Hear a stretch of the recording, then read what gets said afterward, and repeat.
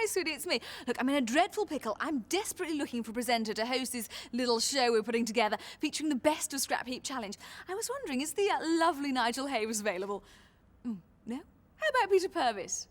Paul Ross? No? Oh, surely Cheggers. What about Les Dennis? No? OK, sweetie. Yeah, ciao, thanks, ciao. You got the gig.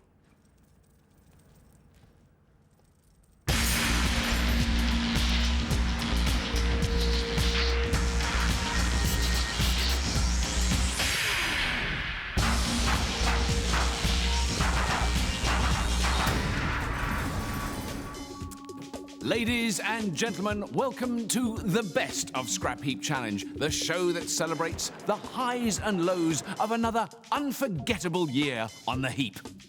For the 8th year on the trot, we've put Britain's top bodgers through their paces by setting 12 of our most ambitious challenges to date. And how they rose to the challenge. It all started back in the spring when we moved lock, stock and rusty barrel to a brand new heap in the Hampshire countryside.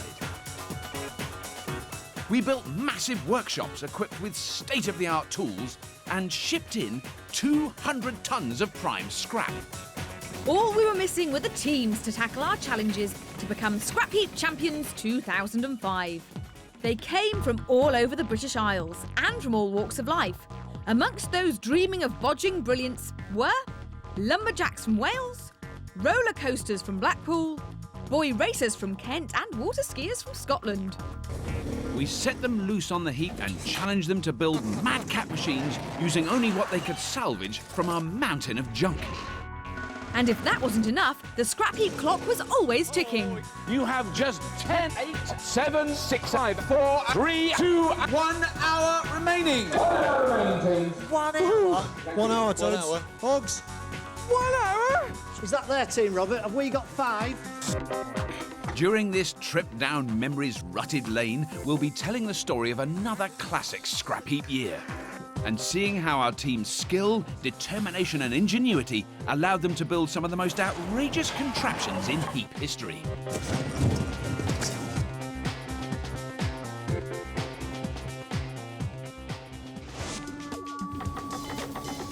During the show, we'll be looking back at the very best of the metal-mangling madness that has made this a vintage scrap heap year. But how will we navigate our way through this sea of scrap-tastic memories? Well, we'll be using the letters that make up every bodger's favourite word to help us guide you through the gas-guzzling gems that make Scrapheap the top tinkering show on the telly. And we start our Scrappy Scrabble with S. And we start where every challenge on the heap begins. S is for scavenge. Go! Go! Go! Go! Off you go. With the clock ticking, speedy scavenging was the name of the game. Off you go and good luck. Right, Doug. Our teams had to hunt high and low to find the components for their designs. But with over 200 tons to sift through, it's understandable that they sometimes felt a little bit lost. I didn't see the bridge. The Flying Scotsman had come with rather high expectations. Nothing but scrap, innit? Yeah. And the lumbering jacks were a trifle confused by what they found. I've never seen such a thing. It's light. Look, that ain't gonna have much. Yeah, but what does it do? But not all teams found it so hard. 3 classic car nuts from Cornwall, the beasts of Bodmin, were right at home on the heap. Box. This wily pack of scavengers were out of the build areas like a rocket and back even quicker. 17 seconds into the scavenge. That's a record. That is definitely a record. Scavengers Spencer and Steve had an animal instinct when sniffing out the best scrap. We've got a beautiful motor there. Look at that. We've got a beautiful Army Land Rover here. Found another diesel engine. I've found a motorbike. The scrap heap, though, is a tough habitat, and in car hurdling, the beasts showed the traits of all good scavengers: adaptability. They'd designed a stilt car, which they intended to power with hydraulic motors. But when the heap wasn't forthcoming with an easy find, They were quick to simplify their plan. Can't find any hydraulic motors, so now we're going to think of a simple system. Motorbike engine driving down through a chain to a sprocket on a single axle. Second axle driven by Spencer. I mean, are you quite good at pedalling? Are you quite fit, Oh, strong? yeah, I'll pull these four along. Really? Yeah. He's a hero. Ah, a successful morning of scavenging. All they had to do was build something out of it.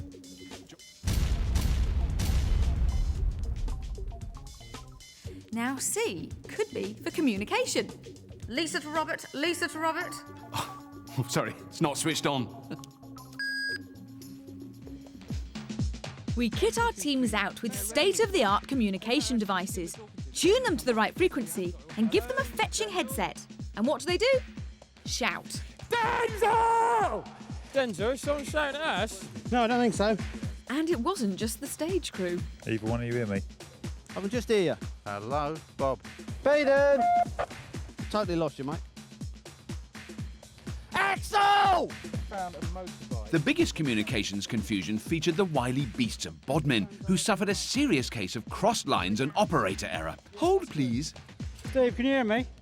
I can hear you. Can you hear me, Spencer? Yeah, I can hear you all right. He can't hear you, Brian. He can't hear you. Go through me, Brian. I can hear both of you. Oh, he can hear you now. Is this radio not what? Is it? Right, down. Lisa to Robert, Lisa to Robert. Communication wasn't everyone's strong point, but one thing all our teams excelled at was destruction and mayhem on the heap. C is for carnage.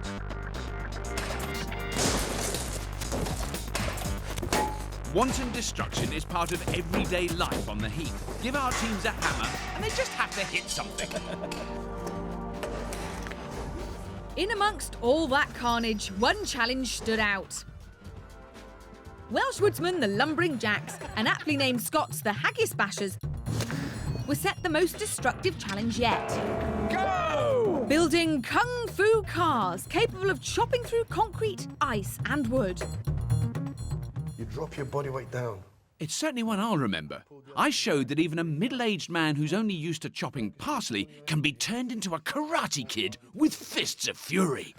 You ready to try? I'll have to give it a go.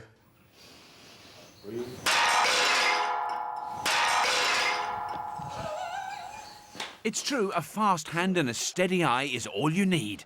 But don't try it at home, kids, because it really hurt.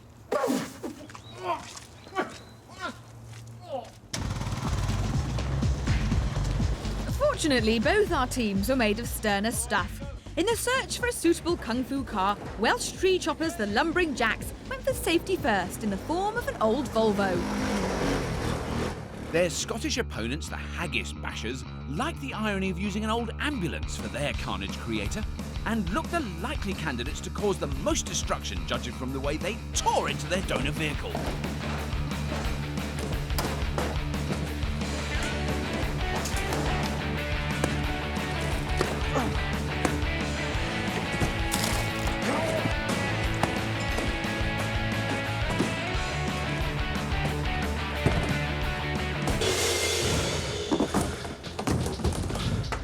Once they'd let off a bit of steam, it was on with the task of constructing their kung fu car. Their destructive plan was to attach a heavy flywheel to a large car axle and mount a giant axe onto one of its wheels. They would then spin the flywheel as fast as they could and then release the brake, transferring all the power from the flywheel to the wheel with the axe. Well, that was the plan. Their opponents, the Lumbering Jacks, cut down forests for a living, so a bit of carnage was right up their street. They built an even bigger axe to mount on their Volvo, and their design was to force the arm of their weapon down at high speed using a hydraulic ram. After 10 hours of toil, it was time to kung fu their cars. But which team would be the Bruce Lee of the heap? Showtime. First up was a pile of concrete slabs.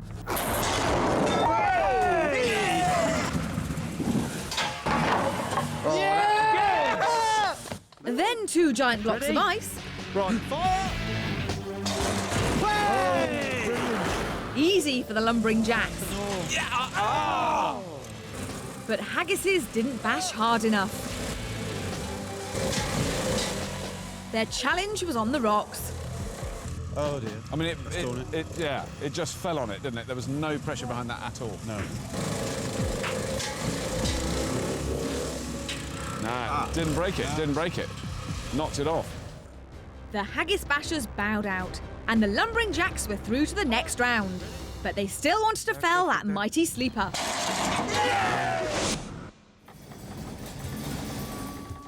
Ah, so. Language, Rob.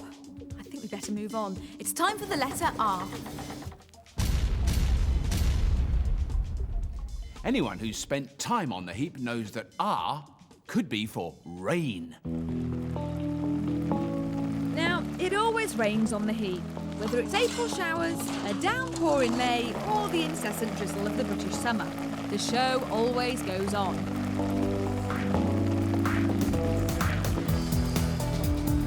That was until Mother Nature gave us everything she had. Oh, no! Oh, just when they're about to start. Just as we were ready to film some car hurdling. Well, that's your classic British summer for you. We've had a lovely day all day. Now, just before the race, we get a little bit of... I think the course is damp. In the end, we thought rain was a bit of a damp squib for a celebration of Scrapheap. So what does R stand for? Now, everyone knows we'd never ask our contestants to do anything dangerous. But on the first challenge of this series, we might have gone a bit too far. Our teams had to build underwater cars that could drive along the bottom of the sea. Batten down the hatches. R is for risk. Two brave teams took on the challenge. Forklift drivers, the powerlifters, came up with a cunning plan to keep out of harm's way. You don't have to be inside the car. You can be on top of the car. Yeah. Ah, right. Their idea was to move all the car's controls onto the roof, so they could remain dry whilst remaining within the rules. Their opponents, well-heeled helicopter pilots, the Apache Warriors, had no fear. You get a standard car, all you've got to do is seal the doors up and enclose the top and you'll have a nice little air bubble. So we're talking like a diving bell? Yeah, you're talking a diving bell type thing. The Apache's plan was to create a diving bell from an old car. By sealing all the doors and windows, they hoped to create an air pocket large enough to allow two passengers to breathe underwater. But if they got stuck, they would find that their air supply and their luck had run out. Full lock left. Right. Their choice of vehicle for their underwater car was a huge worry. It wasn't exactly James Bond's Lotus Elise.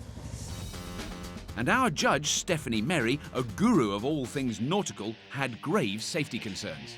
And I heard something about welding the doors to, and I thought, oh, I wouldn't want to be inside a car underwater with the doors welded up. And she wasn't the only one with concerns. How long do you think you're going to have in that air bubble before the oxygen runs out? We've probably got maybe five minutes, but realistically we'll be quite safe up to probably 25 minutes, half an hour in that space. There's a big gap between 5 minutes and 25 minutes. It's definitely safe to 5, possibly up to 25. With their safety resting in the hands of their expert, it was time for some double glazing with a difference in the race to get watertight. But how would the Apache Warriors underwater wagon fare on this, the most dangerous of challenges? They had to drive their van down the beach and into the Lido. By the time they rounded the buoy, they would be in 8 feet of water and their cab would be totally submerged. Are you nervous at all, or are you quite happy about I'm this? absolutely fine about it. I'm pretty relaxed about it. Yes. Funny that. Yeah. The Apache Warriors live for danger. Due to the enormous dangers involved, safety was our first concern. So 2 safety divers travelled with them. Guy and Tobes were given breathing regulators, but the cab couldn't leak or it would be game over. I really don't envy them at all. I think they're... They don't envy themselves. No, I think they don't, do they? Ready? Reg in. The regulators were in, but their air pocket had to hold out for their attempt to succeed. They have got such nerve. They're going to be sitting in water now, aren't they? Doing good. And a slightly nervous voice. As they rounded the buoy, the water levels were dangerously high in the cab. Start left turn now, left turn now. The challenge would be tough enough in the crystal water of the Bahamas, but in the pea soup of Margate Lido, they were driving blind and relying on directions from the shore. Straight. And right turn, right, right, right, right! Right! Okay, we got a visual. What a success! The pocket of air held out and they could storm to the finish. Come on! Go on, boys! What guts they showed!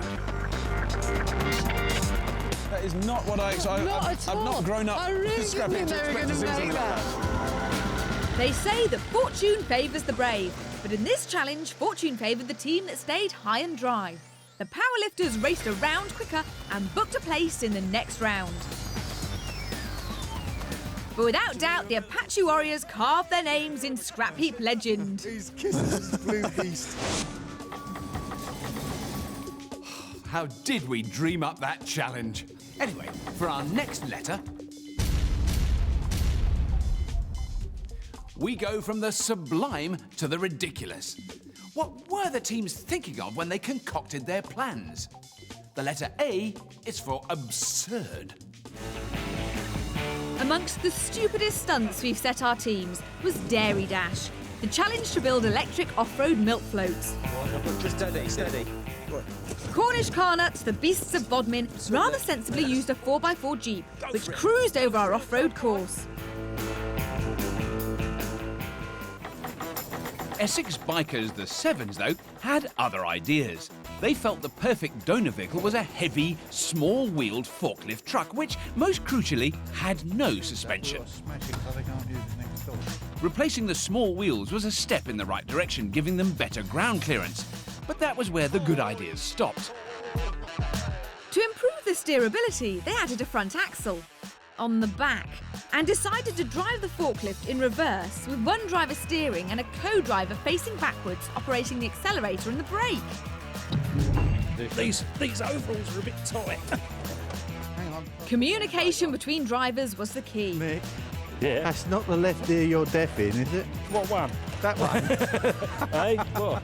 And our judge, Robert Fowler, was far from impressed. The Sevens vehicle, it has no rear suspension whatsoever. No. I think it's going to be quite exciting when they go down one of the drops. Right, yes, with only one person with brakes and then he's facing backwards. Yes. It's going to be a scary moment for him. It is. It didn't bode well for the Sevens. Looks like they're nearly ready to go. So fingers crossed, all goes well. Right. Excellent. And they put all the milk in the right places. So don't spill the milk. OK, Sevens, go on the sound of the horn! Whoa, look at them move. That is much faster than I expected.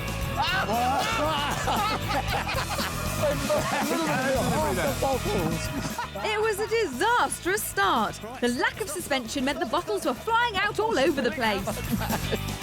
There's a couple of bottles left.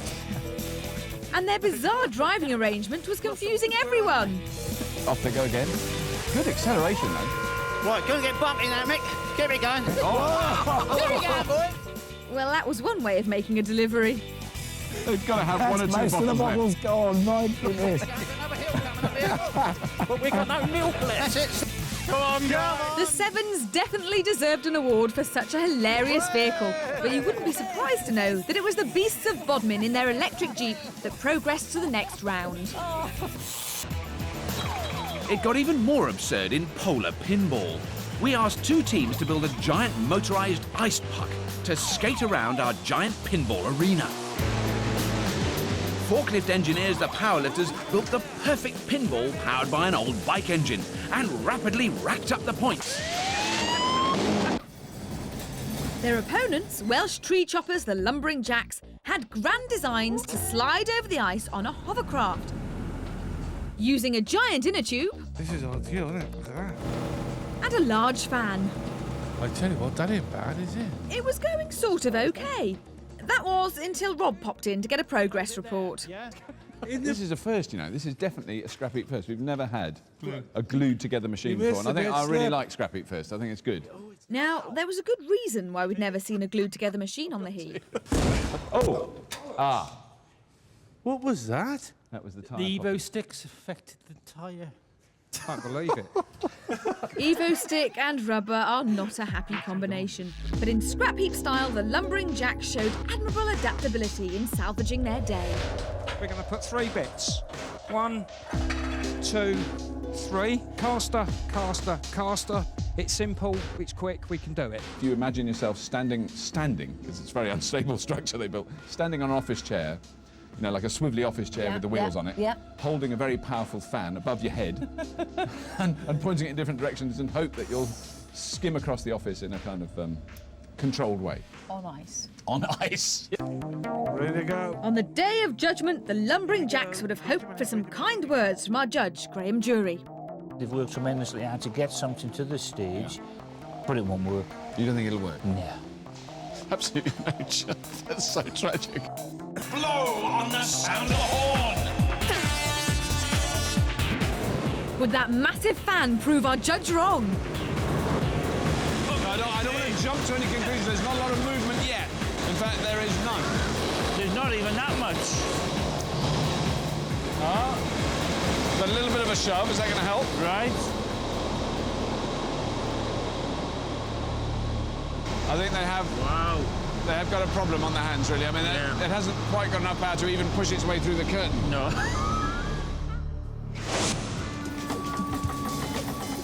Proof that you don't have to be mad to be on Scrapheap, but it helps. The next letter in our Scrapheap double word score is P. Now, you might think our teams just cobble together their machines with a spoonful of elbow grease, a dash of guesswork, and a pinch of luck. Well, 90% of the time, that's right. But sometimes our teams surprise us. Get out your tape measures.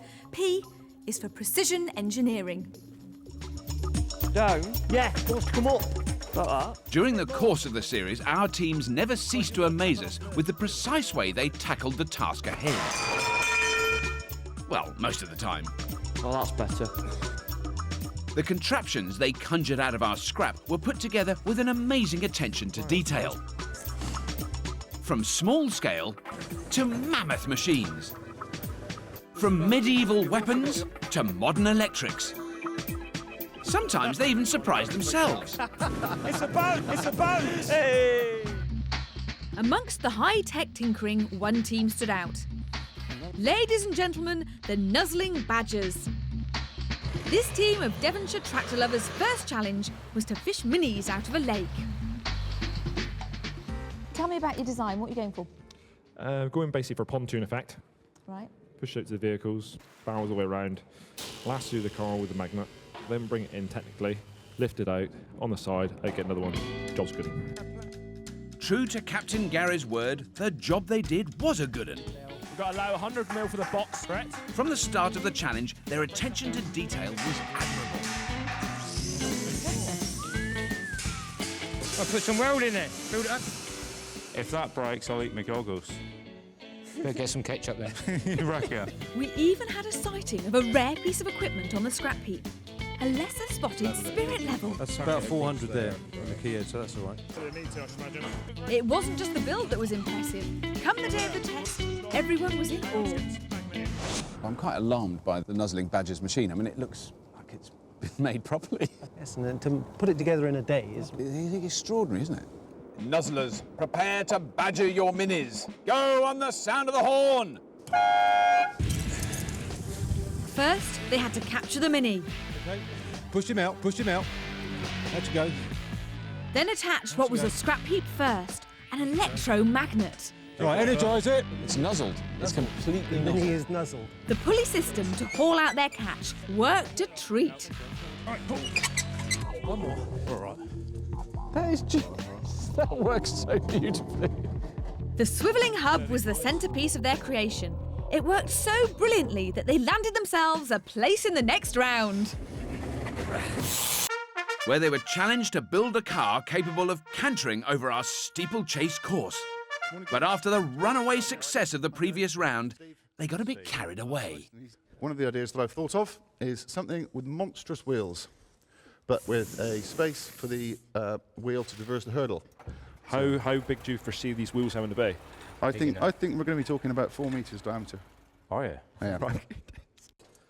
Creating 4 4-metre high wheels needed some very precise fabricating. They also needed 40 metres of box section to get them together, the length of 5 London buses. And that was just the metal for the rims. It is a ridiculous proposition, but I think it requires a ridiculous solution. It'll look good anyway. Yeah, it will look even good. if it doesn't work. Let's see if we can pull it out a minute. With some great teamwork, the Badgers nuzzled together 4 enormous wheels. I tell you what, that's not bad, you know. It's a beauty though, isn't it? It is, isn't it? And they needed more than a trolley jack to fit them to their Land Rover. Like that. No. That's frightening. I'm scared. It's very scary. It was one of the most impressive machines we've seen. But as the guys got ready to race, the question on everyone's minds was, did that Land Rover have enough power to turn those massive wheels? Badgers, get set. Go on the sound of the horn. It's moving! They're both moving! A fantastic start as they got those giant wheels moving.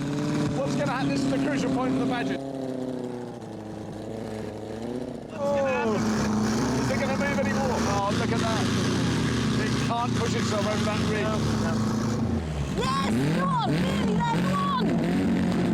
on! Try as they might, they didn't have the grunt to turn them any further. And in the end, the gearbox seized. Leaving their opponents, the beasts of Bodmin, in their stilt car to make slow and steady progress into the final.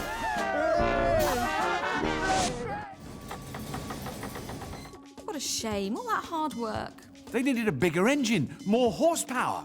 Horsepower, you say? Yes, horsepower. That begins with the letter H. Yes, I know how to spell. No, Rob. We're using the letters that spell Scrapheap to guide us through the highs and lows of another year on the heap. Do you remember? Yes. H is for horsepower. Time to give it some grunt.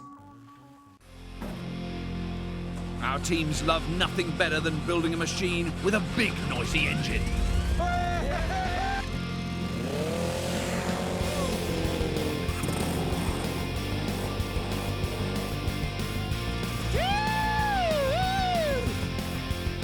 And in a festival of horsepower, we had 2 attempts to propel our speed-hungry teams over 70 miles an hour.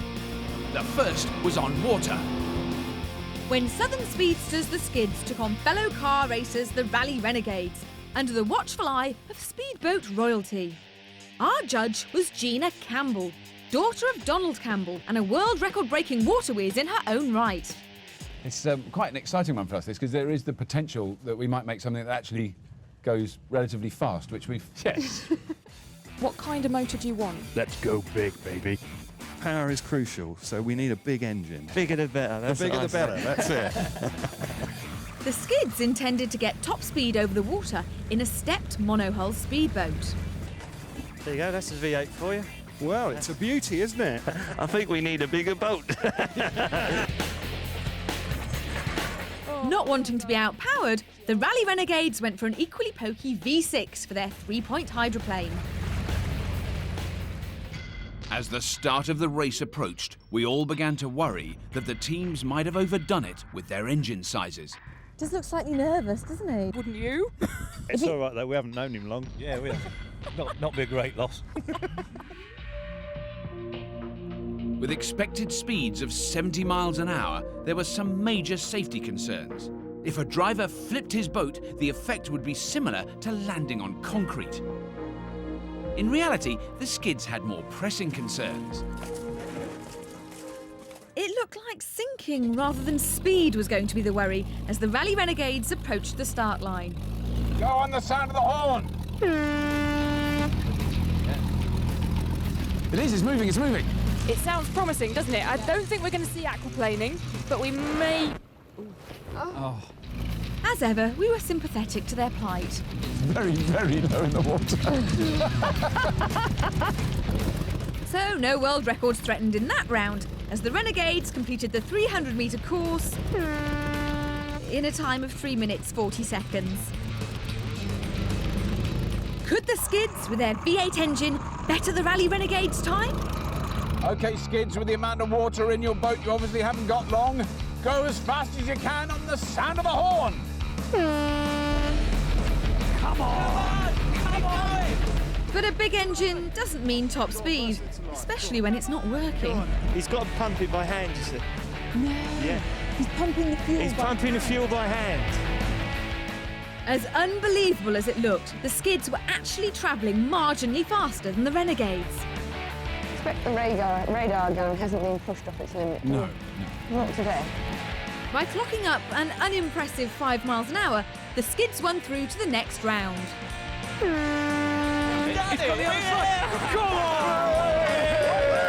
Yes, not exactly the high-octane race we hoped for. Not to be deterred, we had another go at racking up the revs, this time on land, with even bigger engines in the form of monster drag trucks. And this time, everything went to plan. What sort of speed are we hoping to get? You're probably looking about 70. Yeah, I'm hoping for 7. I'm hoping for 60 plus anyway. Yeah.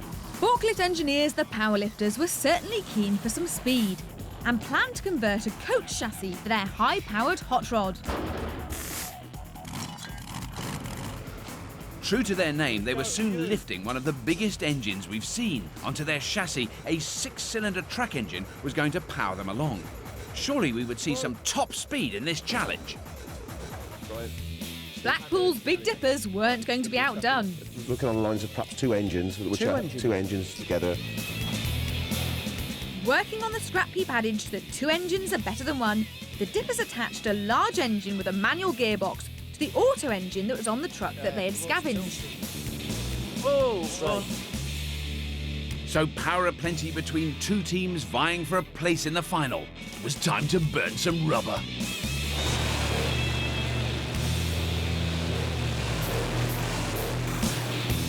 After 2 heats, it was 1 apiece, and it rested on the final race. Big Dippers, powerlifters, the ground before you quakes, and a place in the final awaits. Go on the green light!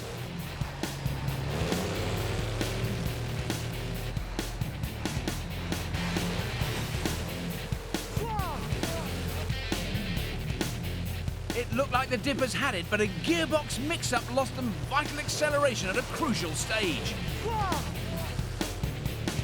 The powerlifters kept their cool and shot past at top speed to snatch victory.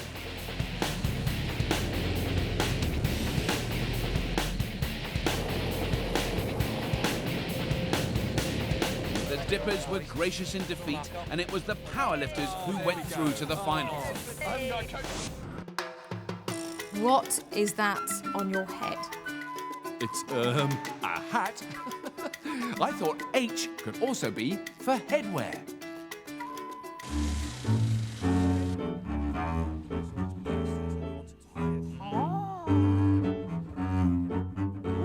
Oh, yes! The hurdle's going to be here. Yeah. Right. This has got to be right out over the hurdle, or it's got to be behind the hurdle. Wise words from the Badgers, but there were even wiser men on the heap, men whose brains were bulging with information. Ingenious ideas spilling out of their ears. If only our teams could understand them. The letter E is for experts. 24 eggheads from around the land were drafted in to aid our teams, each with an expertise in that particular week's challenge. But getting their ideas across to the teams wasn't always that simple. First thing we're going to need is an arm, isn't it? We've got the caber. We're going to need an arm and a cup to hold it. Clear and concise explanations are always an advantage. For the rod, I would suggest another 25.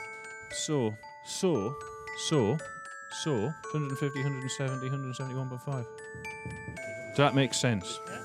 Some of our experts' designs were so complicated, no one knew what they were making. So if we reposition the leg onto the skid, then weld a section across the front, a lot of the weight of the motor needs to be on the sponson. Hang on a minute, I'm lost here now. In the grand final to build human-powered planes, we had 2 experts with single-minded ideas to beat each other. Darren Arkwright and Billy Brooks had already gone head-to-head in a previous show, and Billy was keen to get his revenge.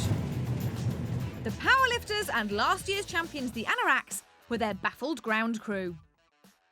I have aspirations to make a wing of between 18 and 20 metres span. To beat his deadly rival, Billy had designed a pedal-powered plane with a preposterously large wingspan. Darren, you have got a bit of a history with this gentleman next door, don't you? Tell me about that. Bill and I have been on Scrapheap a couple of times. Who won? I won. Do you think he might be out to settle a score today? Oh, I know he's out to settle a score. To prevent Billy settling a score, Darren had planned to winch his way to a win on a lightweight glider. It normally takes years of research and hundreds of man-hours to build a human-powered plane. We gave our teams 2 days. The teams made their way up the runway. Billy and the Anoraks were going first. Anoraks, the wind is in your favour. Prepare to pull and pedal to victory. 3, 2, 1. All out, all out, all out, all out! Bill began pedaling and the propeller started turning. Here they go, here they go. Oh my goodness. It looked promising until... Come on! So much attention had been lavished on their plane, no one had checked the strength of the tow rope. That wasn't quite what we expected. All I can see is Lyndon lying flat on his back at the end of the runway. So with Billy and the Anoraks failing to gain altitude, it was time for his rival Darren and the powerlifters to take to the skies. Powerlifters, this is the first challenge where you've needed a lot of lift and absolutely no power. Go on the sound of the horn. All out! All As the out. powerlifters started pedaling, Darren quickly picked up speed. Come on, powerlifters. But it appeared that anything Billy did, Darren did better, and that included crashes. Look out, cameraman! Oh dear, I think it's time to move on. The next letter, as we spell out the classic clips from the scrap heap, is A. Not a chance, loser! A is for arguments. We need some box, boys.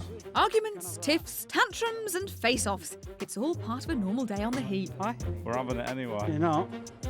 Sometimes we had arguments between teams over the scarce scrap. We stick to clear, boys. Win. Looks like we don't have to fight for this one, Brian. But more worryingly, we had arguments within the teams. Who cut up that? Not me. Put us under pressure here, haven't you? Haven't got stroppy with each other yet. Yes, we have. Oi! Don't you start. There's no need to flap. We've all had a long day. The standout squabble of the series occurred in sharpshooters, when Bristol theatre boys, the stage crew and their expert Todd, had to build rapid-fire arrow launchers. There's a great old thing. It's called the Chinese repeating crossbow, and it could be just what we want. The design used 2 leaf springs from a car suspension for the bow, and a clever mechanism with a cartridge that moved to fire an arrow. Can I just say I'd be a bit concerned that all this loading mechanism is complex. If that design is 1,500 years old and it still works, and you've had tens of thousands of people working on it for 1.5 millennia, there's something good about it. Yeah. But even with the weight of history behind Todd, stubborn Captain Pup was less than keen. You're stuck. I'm not convinced it's the best way to do this. After some soul-searching, a compromise was reached. Pup would design a brand new trigger mechanism, and the stage crew could get on with the nitty-gritty of building their crossbow. But disagreement was still in the air over the crucial trigger mechanism. Oh. It was your idea. How are you feeling about the work as it stands at the moment? Definitely the problem is the trigger. Todd was running through all sorts of, different ways of doing it. We're using something completely different. The reason that it hasn't been done before is because it doesn't work very well. In the final seconds of build, the stage crew tested their crossbow's firing mechanism. Who's going to be doing the shooting on this? Who's not going to be doing the shooting on this? So it wasn't just the trigger they had to worry about on the test day. And with opposition the Big Dippers performing well, the pressure was on both captain and expert. Oh, wow! Wow! Very impressive. Excellent. It worked, but just not well enough to win the day. Pull over! Have it. Result, guys. That's it. Who thought of that trigger anyway? You did. So we've reached the final letter in spelling out what Scrapheap is all about. And for the letter P, we have the core of what makes Scrapheap great. It wouldn't be the programme we all love without them. Ladies and gentlemen, I give you the letter P for presenters. Havers? Oh, I'm so sorry, Rob. We thought Nigel was... Well, we thought you weren't. What I mean is... the programme, it's all about the teams. P, it's for punters. Punters, participants, competitors, challengers, call them what you will. Without them, the show wouldn't happen. Yeah, you think So a big thank you to the Haggis Bashers, the Lumbering Jacks, the Apache Warriors, the Powerlifters, the Big Dippers, the Stage Crew, the Beasts of Bodmin, the Sevens, the Rally Renegades, the Skids, the Nuzzling Badgers, and the Flying Scotsmen. 12 great teams who gave it their all to make it the best series yet. But only one team could be crowned Scrapheap Champions 2005. The letter P is for pole position. And rather handily, the letter P is also for powerlifters, this year's Scrapheap Champions. The Powerlifters were 3 forklift maintenance engineers from Essex. Their leader was emotive skipper Neil, who was ably assisted by gentle giant Mark and cheeky chappy Dave.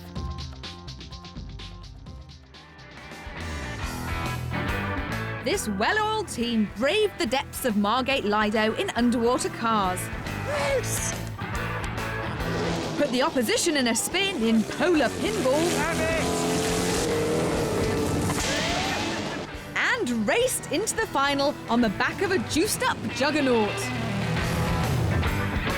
Waiting for them were a wily team of engineers from the wild moors of Cornwall, and the Beasts of Bodmin were just as eager to get their hands on the trophy. The challenge was to build off-road vehicles capable of clambering over huge boulders, and the Beasts leapt into the challenge by building a ferocious-looking twin-steer boulder basher with a pivoted front axle. The Powerlifters' plan was to build an equally clever crawler with a high-sprung suspension. But it looked like the scrap gods were not smiling on the Powerlifters. Their gearbox on their engine was stuck. Excellent. Yeah, excrement. And hours of their build were lost repairing it. Captain Neil didn't take it too well. It's just an absolute disaster. But it's hard to keep a good team down, and some breakneck bodging got them finished in the nick of time.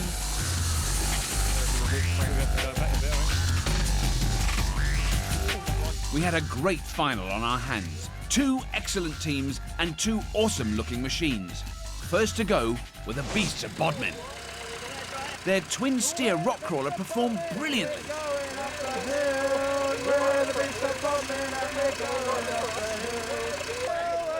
They got the front wheels onto the edge and needed one final push.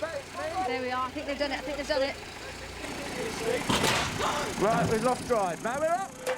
But a weld gave way at the crucial moment, and it was over for the Beasts, just short of the finish line. That's it. Well, we got the front wheels up, lads. Okay, he's going to lie down. Oh, whoa, what are you doing? Next up were the Powerlifters. Whoa, don't go mad, mate, don't go mad. They had to get further than the Beasts to get their mitts on the trophy. Fill up the rev, fill up the torque, and... Yes, another big jolt up. My God! Keep it going, keep it going, keep it going. That's the fastest they've moved all afternoon. That is amazing that it's got up that far. Their smaller wheels were struggling to get over the edge. Hold on to that, hold on. How are they going to get over this last bit? That is the question. Could they get any more power out of their engine?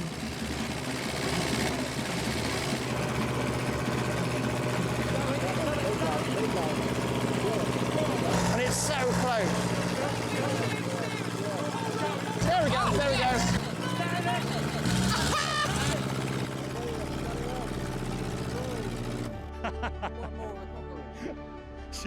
You're over the line, bruv. Hey! Woo!